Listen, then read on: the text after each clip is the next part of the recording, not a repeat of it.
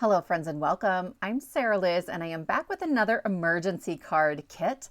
This is kit number 3 for the month of September and it is free printable Wicked themed sentiments. So everyone deserves a chance to fly. That's in the kit. I made that light up Emerald City card in a video on Monday. I'll link it below. We're going to make this Fiero card today and then I'll show you these 2 bonus projects at the very end. They're little like party favors and I cannot get over how much fun these are.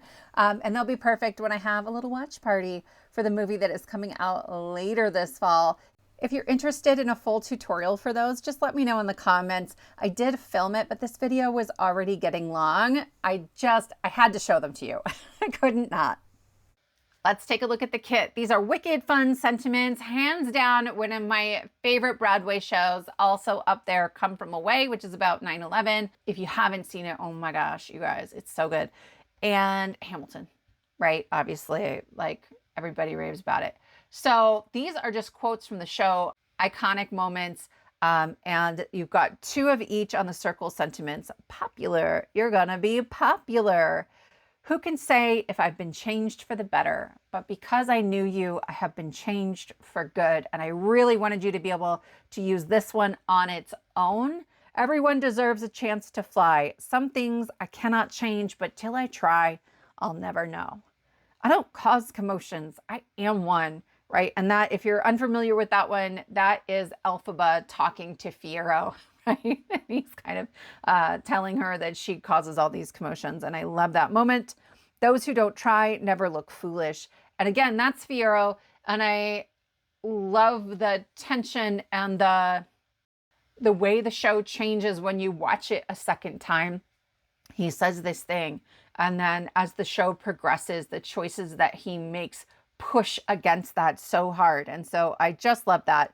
There's no pretense here. I happen to be genuinely self-absorbed and deeply shallow, also Fiero, and it's hilarious. It's really funny. But again, there's all that tension there, especially the second time through. So all of those are 1 3/4 of an inch. The circle is ever so slightly bigger than that. So if you wiggle your punch or your die till you can't see the circle, you'll know that it's centered.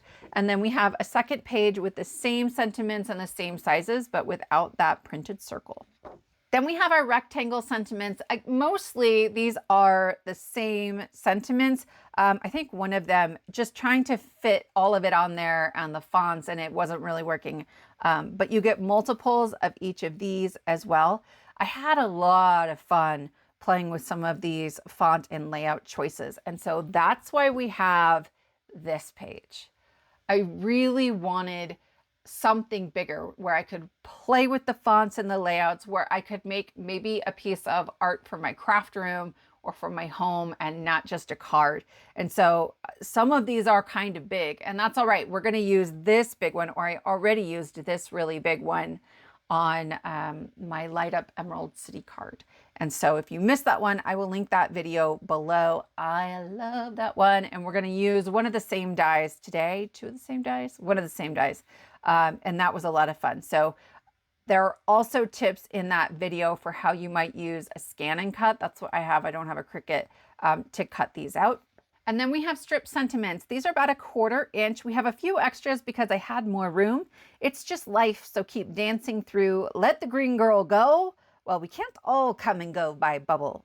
Some of these are a little bit longer, right? And so they take up more than one line. You can just skip tick marks in between when you're cutting them apart to keep them all on a single piece of paper. And so they might be 1/2 inch or 3/4 of an inch instead of 1/4 inch. We have 4 fonts. So these are a little more whimsical. And then we have a scripty font and a classic serif font. And then of course it's Wicked. So we also have them in white text on black. Those are also available in all 4 fonts.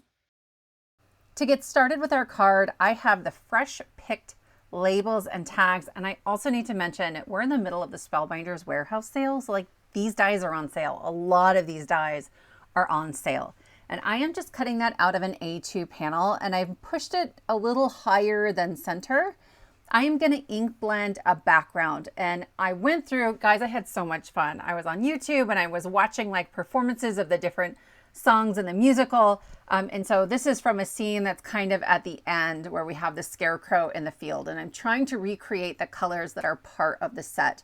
I started with Peach Bellini cardstock, and then I'm ink blending with some Distress Oxide inks. I have Wild Honey, Squeezed Lemonade, Picked Raspberry, and Seedless Preserves. And so I'm just blending up towards the top.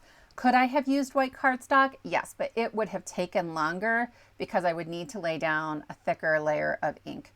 I'm using my domed foam blenders from scrapbook.com. I find that they work really, really well with oxides. If you use brushes for oxides, I want to know why you like brushes for it. I have some, and I don't know. I like the domed foamed blenders, and I feel like that must mean I'm doing something wrong. Maybe not.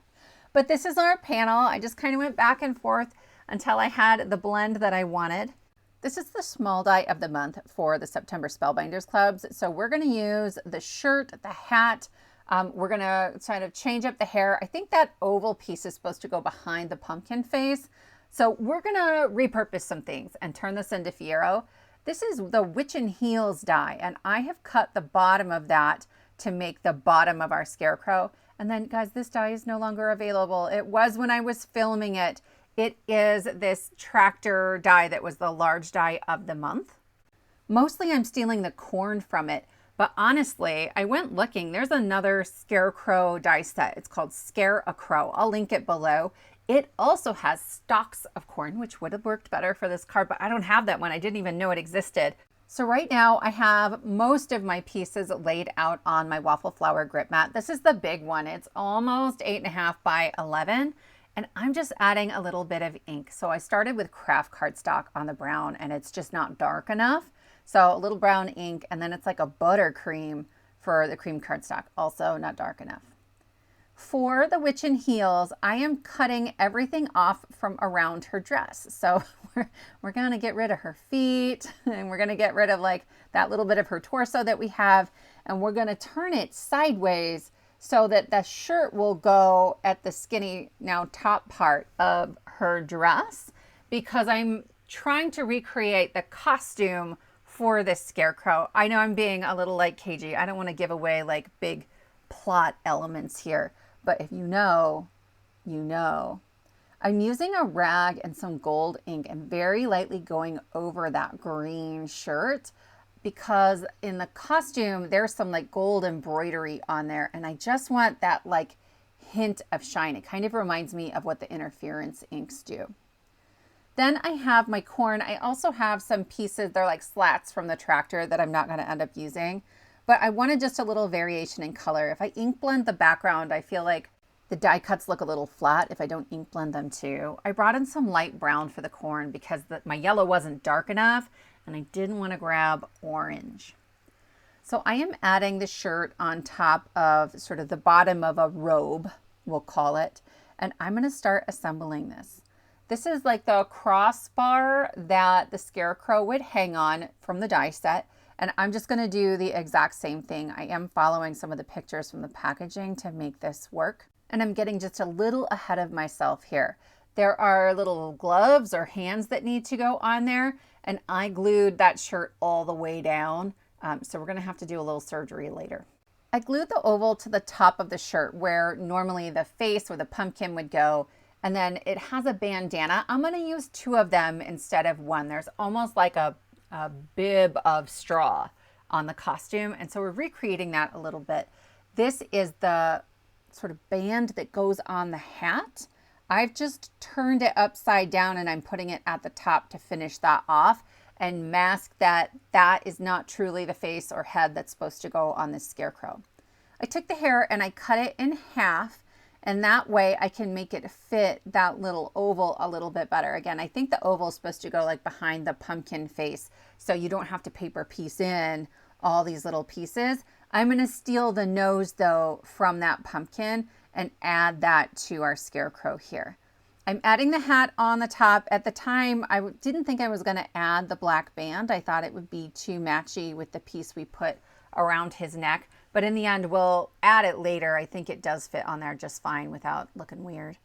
I'm having to tuck the little gloves underneath there and pull up away from that crossbar where I had already glued it down. So put your gloves on early, friends.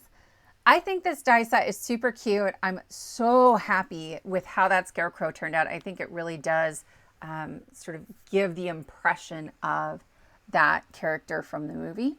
Then I'm going to go ahead and layer up my corn. I live in Nebraska, you guys. I've lived here most of my life, and I had to buy this tractor set. I thought it was so funny. I am not a football fan or a Husker football fan, but I'm a huge Husker volleyball fan. So I will have lots of uses for this corn. For this particular card, I was torn. I couldn't decide if I wanted to do it in green and yellow, right, as if it were lit, or if I wanted to do it in black, because that's kind of the look of this scene from the show, is that everything is in shadow. Even the scarecrow is in shadow, but I thought it was going to be too dark. In the end, I don't know. I'm still undecided. You'll have to let me know when we're looking at the final card. Would you have done these in like blacks and grays to create that shadowed look? I'm super excited to try this again with the scarecrow that has stalks of corn, because that fits the look of the show even better.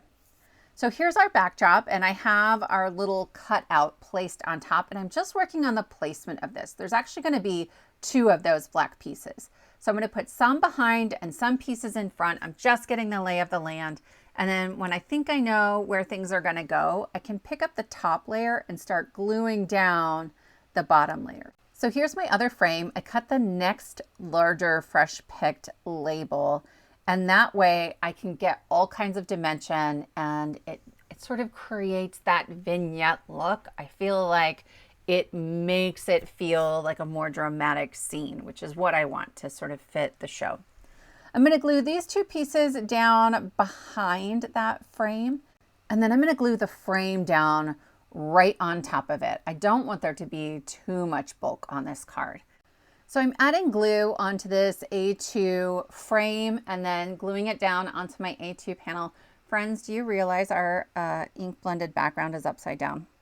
I think it was 2 days after I finished this card before I realized that. It's okay. I think it still works. But I was just kicking myself. I was like, how did I not notice this even in editing? Like my first round of editing, I didn't notice. I'm trimming off some of the excess orange cardstock. I don't want that hanging out. And then I'm going to trim around that panel to make sure I can really center it inside the frame that you'll see from the front of the card. It's just easier this way when it's smaller than it needs to be. So I'll finish building our scene on here before we add the other frame, instead of trying to tuck pieces behind. That way, if I need to trim anything else, it's a little bit easier. Glue all over our scarecrow. I like him sort of down and to the right so that I have room for our sentiment at the top left. I want the corn to create a sort of visual triangle here, and I'm working in odd numbers. So I have 5 total. 2 of them don't actually have any corn, right? As if they were still closed up. And this is where I started really questioning, like, should I have cut these out of black or black and gray? But I didn't want it to be too dark. So once those are glued down, I can flip this over and just trim off any excess that's overhanging. Some of it is so small it really wouldn't matter, but that big one definitely would hang out of the bottom of the card. I've added foam tape on the top of this frame and then a little bit at the bottom between the corn and the places where it was going to be easier to do it that way, and then a little bit just around that top edge of the frame. There's enough dimension in the corn. There's a lot of layers of cardstock there that I didn't need foam on the entire thing. The black foam strips are from Waffle flour and they come in 2 thicknesses. So those are like 1 millimeter foam. They have a different measurement for it, but it's about 1 millimeter. Then I can add this whole thing onto my card base with a little bit of wet glue. If I'm making a big dramatic card, I like to use a darker card base so I don't get that like pop flash of white from the background that I think can sometimes be a little bit distracting. So our scene is done and we can work on our sentiment. I'm going to use this I Have Been Changed for Good, and I've printed it with toner using my laser printer on black cardstock. I'm going to use my mini MINC. It's like a fancy laminator. You can set the heat level. The Gina K Fuse would also work. It's a little less expensive. I'll link whatever is available below. And then if you don't have either of those, you try your laminator, but let it heat up for like 20 or 30 minutes so it's as hot as it can get. I'm using Pink & Main Cheerfoil. This is not the same as Glimmer Foil. This does not have any adhesive in it, and that is very important. I am using an A2 heavyweight card as my carrier sheet. You can use printer paper. It comes with a carrier sheet, but I like the heavyweight cardstock because it keeps my foil flatter. I get fewer bubbles this way. I'm going to lay that foil pretty side up on top of my printed sentiment, and then when the light turns green, I can pass this through the machine. This moves at about the same speed as a laminator. I have it on double time, but it doesn't take very long. As it's passing through the machine, that toner is like little pieces of plastic and it melts. Okay, when you get something out of a laser printer, the pages are warm, that's why. As it melts, it is the adhesive that grabs onto the foil. So you want to make sure that your piece has cooled down before you peel that foil back. I always peel very carefully, and if mine doesn't look like it is completely adhered, I just press it right back down on there and I run it through my MINC again. So I'm going to peel back just a little bit. I can see a little bit of bubbling, which worried me. But as I start peeling, you guys, this came out perfectly. The Pink & Main Cheerfoils are what I used. They are great for this. But so are the Tailored Expressions foils, which are basically the same as the Cheerfoils. The Gina K Fancy foils are also excellent. I had actually intended to use her fancy foil in glittering green for this. It's a lighter green, but I couldn't find it. I looked for like an hour. I found it when I was cleaning. It's fine. It's back. I am going to fussy cut this. I know. And I'm terrible at it. So I have to trace a line around my sentiment or my image for me to follow. I can follow a line, but I can't eyeball it while I'm cutting. It ends up super uneven. You could also put this through a scan and cut. In my Emerald City card, I give some tips for that because I cut that one out with my scan and cut. Also, once I am done cutting around this image, I'm going to put this in my scan and cut, scan it, and then tell it to add just that little bit of a border and cut it out of green. So the second piece I did not fussy cut because you can't make me. And that works perfectly. I'm going to go ahead and glue those two pieces together. This black piece is a thinner piece of cardstock. It's 65 pound. In my printer, I find that I get the best printed toner images like heavy black if I use a 65 pound instead of an 80 pound, and I tell it that I'm either printing a photo or printing on a transparency. We do have a fair bit of dimension between the frame and the back of the piece, so I've added the same foam I used before behind the parts of the sentiment that overlap the background, and that will finish up our card, my friends. I love this one. Now here are the two bonus projects I have for you today. I used the new ribbon box die from Spellbinders. It's just one piece. You cut it twice, glue it together on the edges, and then you can store this flat until you're ready to use it. Then you can fold up the bottom pieces and glue them down. So quick and easy to make. Again, if you want a full tutorial for these, let me know. I could probably put that together for next week. I have the footage. This is the Witchin Heels, and I just colored her face in green. In the Emerald City card, I did her face and her arms, but I felt this fit the movie a little better. When I was coloring it in, I used my new Ohuhu acrylic markers. I got these on Amazon. They're pretty affordable and you get a ton of them and a bunch of them are metallic. They have like a fine point and a bullet point, and I've been super happy with them. They keep showing up in my videos and I did not plan it that way. So I've used them enough to let you know that yes, I would recommend them. This is the Faux Embroidered Pumpkins die set, and I took the hat, but the Halloween wreath add-on would also work well. For this one, for Galinda, I've used the Merry and Bright dies from Trinity just for these little sparkly pieces. And that's what I did on the Emerald City card as well. And then my acrylic marker dries on acetate. I used a circle die to cut a hole in the box. And then I just added little markered pieces. For the actual like big pretty part of the wand, I used a rub-on transfer from scrapbook.com. It worked so beautifully. Like I wasn't sure about the acrylic marker and the rub-on and the acetate. You guys, so slick, so quick. I would make a bunch of those. So those are our projects for today. If you're interested in the free printable, all I ask is that you subscribe to my channel. Then ring that bell so you can be notified every time there's a new free kit. Then go to the description box below the video for links to the other videos and printables we've talked about today, my upcoming schedule, which is bananas, all the supplies that we've used and everything else that you need. Don't forget to come back on Friday for kit number 4 for September. Kit 5 is an exclusive 15-page free kit with digital paper and ephemera in addition to all the holiday sentiments. And you can get it by clicking on the link for your free ticket to the Stress-Free Card Maker Summit coming up in a week and a half. I can't wait to see you there.